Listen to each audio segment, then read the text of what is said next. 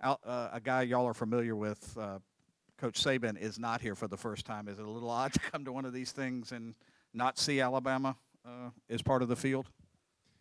We saved a seat for him. He'll be back. Don't fret for Coach Saban. He's the best to ever do it, and unbelievable program. And they had a couple tough games this year, but he'll be back. So it is a little odd to not see him. That's for sure. But he'll be. I don't think he'll be gone very long. Yeah, same. They pack us in this little glass room here for about 30 minutes before that. And the walk in there this year without him there, certainly a little strange. But like Coach Swinney said, he's obviously one of the greats to ever do it, and I'm sure he'll be back. Over here now. Dan Matthews again, 6A The Fan. Coach Riley, as you get closer to this game and the NFL season comes to an end, your name is seemingly being thrown out there for some openings in the league. Is that something that could be a distraction for you, even with some of the rumors that are already out there with your name attached? No.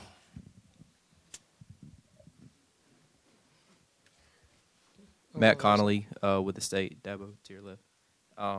Just what kind of a loss has Jeff Scott for your staff, and then what made it so easy to promote Tyler to his role? Well, that's been our plan for a long time. We finally got a chance to execute the plan. So it's never not been the plan.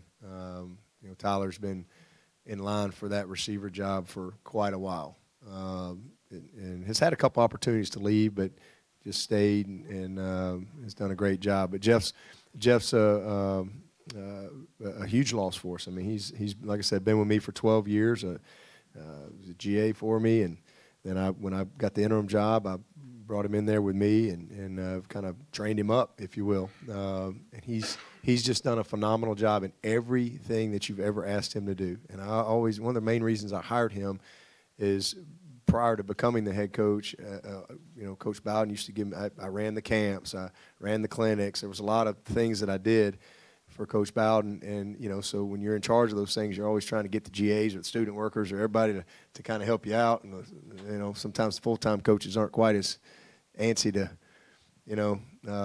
put the trash bags out where they need to be or whatever needs to be done. But Jeff Scott, whatever you asked him to do, he would so far exceed what your expectation was. And I told him that. I told him when I was in South, I said, if I ever get a job, you're going to be the first guy I hire. Because he was always early, always late. No job was too small for him. And I was just always so impressed with him.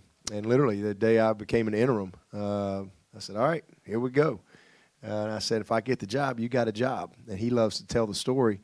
He went home that night, and he's telling his wife, Sarah, he's so excited. Coach Swinney told me if he gets the job, we got 7 weeks to go, that he's going to hire me.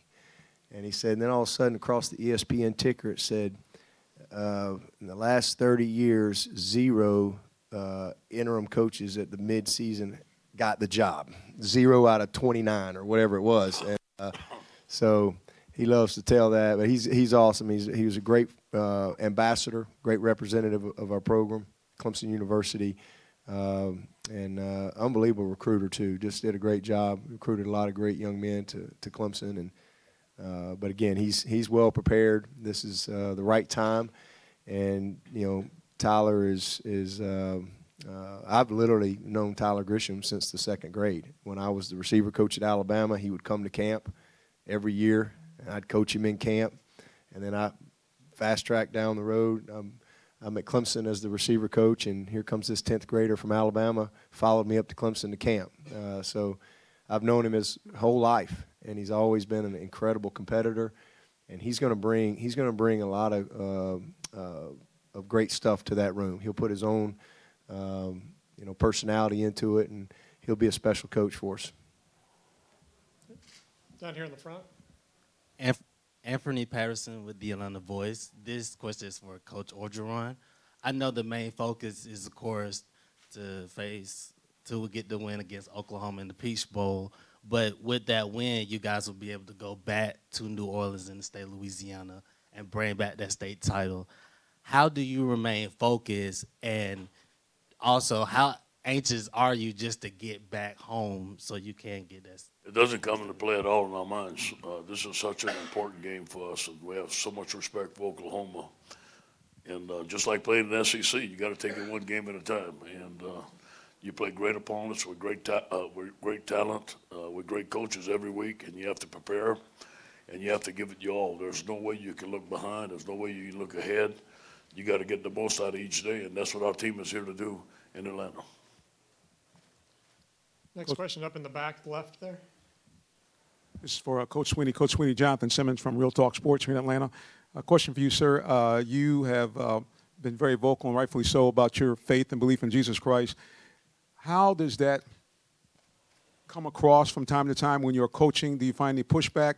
And then how does it help you when you get into difficult situations like your team maybe not being considered for this Final Four? My faith is just a part of everything I do. I mean, I think I don't think it's something that you can, just flip a switch.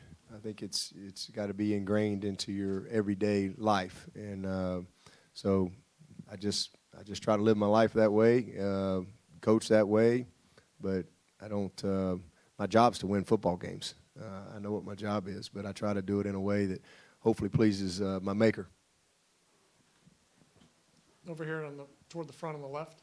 Hey, Will Vandervoort with the Clemson Insider. Dabo, a little bit more on Tyler right here. What exactly does he bring to the position, and how is he maybe a little bit different than Jeff? Because obviously he's played in the NFL and things of that nature.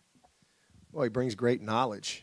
I mean, he's 31, so he's got great, great experience, great youth and energy to bring in as well. But he was a great player himself, so he just has a great understanding of the fundamentals and techniques. And then I coached him, and so he knows me inside and out, knows exactly what the expectations are for that position and how we do things. Knows our offense inside and out. So, I mean, it's just he brings continuity to go along with the knowledge, and just he's going to be a great recruiter for us.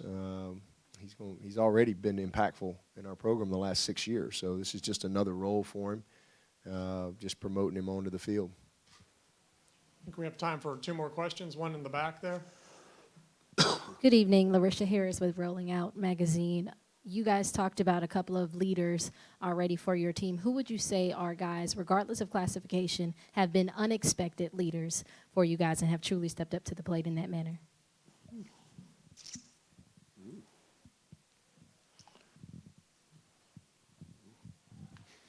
I'll say I've got a freshman D tackle that's starting for us, true freshman, named Tyler Davis. And I don't think you really expect a true freshman to come in and do what he's done. We've had very few true freshmen start at D tackle, Dexter Lawrence and Christian Wilkins, and this young man has come in and been amazing, and he really is a leader right out of the gate for us. So he'd be one guy on our team that I expected him to be a good player. You just never know how it's going to transition until you start coaching guys.